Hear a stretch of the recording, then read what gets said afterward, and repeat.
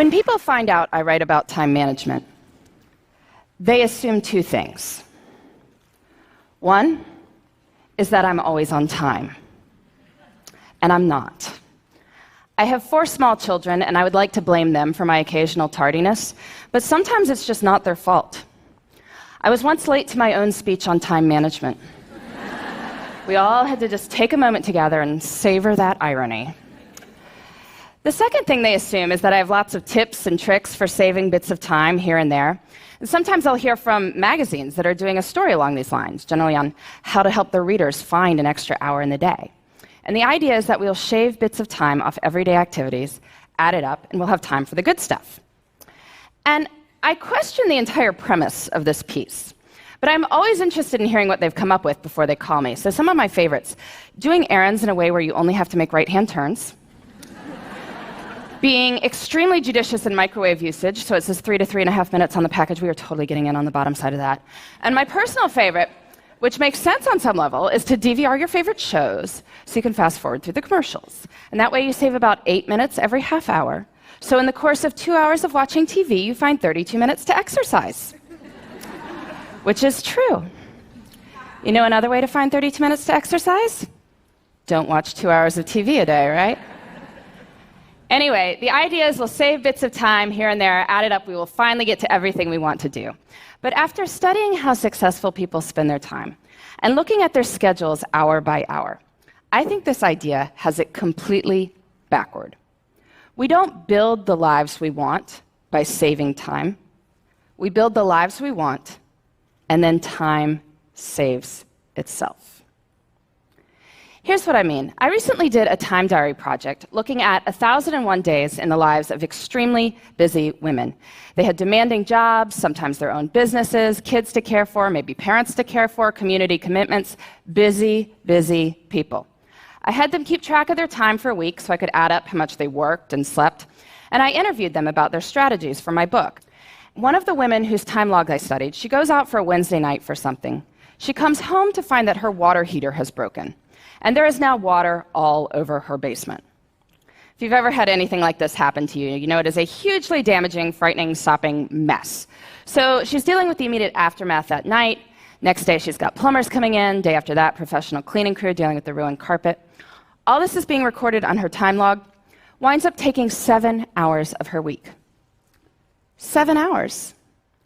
That's like finding an extra hour in the day. But I'm sure if you had asked her at the start of the week, could you find 7 hours to train for a triathlon? Could you find 7 hours to mentor 7 worthy people? I'm sure she would have said what most of us would have said, which is no.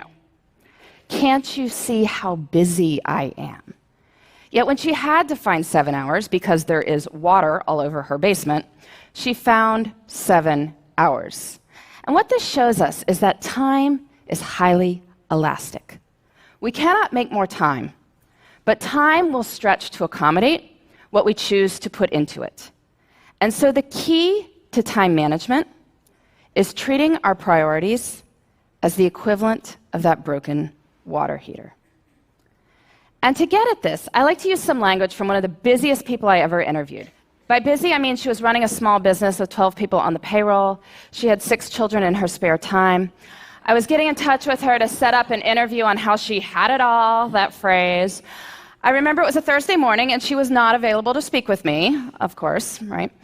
But the reason she was unavailable to speak with me is that she was out for a hike, because it was a beautiful spring morning, and she wanted to go for a hike. So, of course, this makes me even more intrigued, and when I finally do catch up with her, she explains it like this. She says, "Listen, Laura, everything I do, every minute I spend is my choice.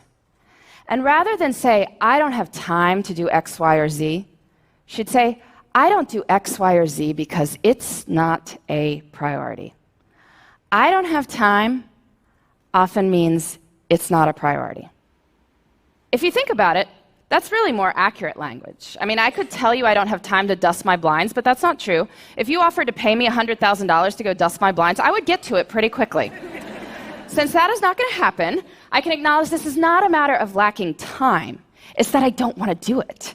Using this language reminds us that time is a choice. And granted, There may be horrible consequences for making different choices, I will give you that. But we are smart people, and certainly over the long run, we have the power to fill our lives with the things that deserve to be there. So how do we do that? How do we treat our priorities as the equivalent of that broken water heater? Well, first we need to figure out what they are. And I want to give you 2 strategies for thinking about this. The first, on the professional side. I'm sure many people coming up to the end of the year are giving or getting annual performance reviews. You look back over your successes over the year, your opportunities for growth. And this serves its purpose, but I find it's more effective to do this looking forward. So I want you to pretend it's the end of next year. You're giving yourself a performance review, and it has been an absolutely amazing year for you professionally. What 3 to 5 things did you do that made it so amazing? So you can write next year's performance review now. And you can do this for your personal life, too. I'm sure many of you, like me, come December, get cards that contain these folded up sheets of colored paper, on which is written what is known as the family holiday letter. Bit of a wretched genre of literature, really, going on about how amazing everyone in the household is, or even more scintillating, how busy everyone in the household is. But these letters serve a purpose, which is that they tell your friends and family what you did in your personal life that mattered to you over the course of the year. So this year's kind of done, but I want you to pretend it's the end of next year. And it has been an absolutely amazing year for you and the people you care about. What 3 to 5 things did you do that made it so amazing? So you can write next year's family holiday letter now. Don't send it. Please, don't send it. But you can write it. And now between the performance review and the family holiday letter, we have a list of 6 to 10 goals we can work on in the next year. And now we need to break these down into doable steps. So maybe you want to write a family history. Well, first you can read some other family histories, get a sense for the style. And then maybe think about the questions you want to ask your relatives, set up appointments to interview them. Or maybe you want to run a 5K. So you need to find a race and sign up, and figure out a training plan, and dig those shoes out of the back of the closet. And then, this is key, we treat our priorities as the equivalent of that broken water heater by putting them into our schedules first. And we do this by thinking through our weeks before we are in them. I find a really good time to do this is Friday afternoons. Friday afternoon is what an economist might call a low opportunity cost time.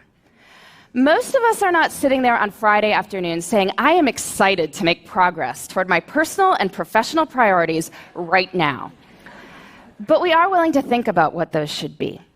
So take a little bit of time Friday afternoon, make yourself a 3-category priority list: career, relationships, self.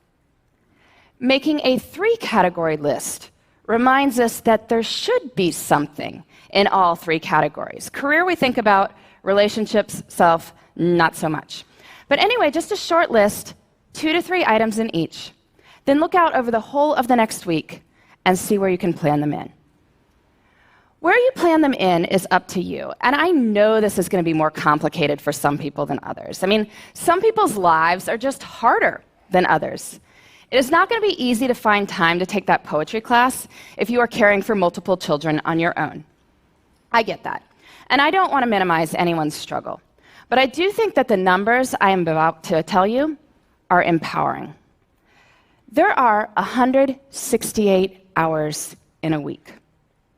24 times 7 is 168 hours. That is a lot of time. If you are working a full-time job, so 40 hours a week, sleeping 8 hours a night, so 56 hours a week, that leaves 72 hours for other things. That is a lot of time.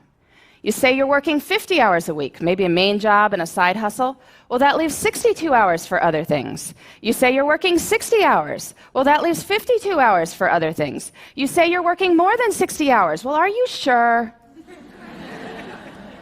There was once a study comparing people's estimated work weeks with time diaries.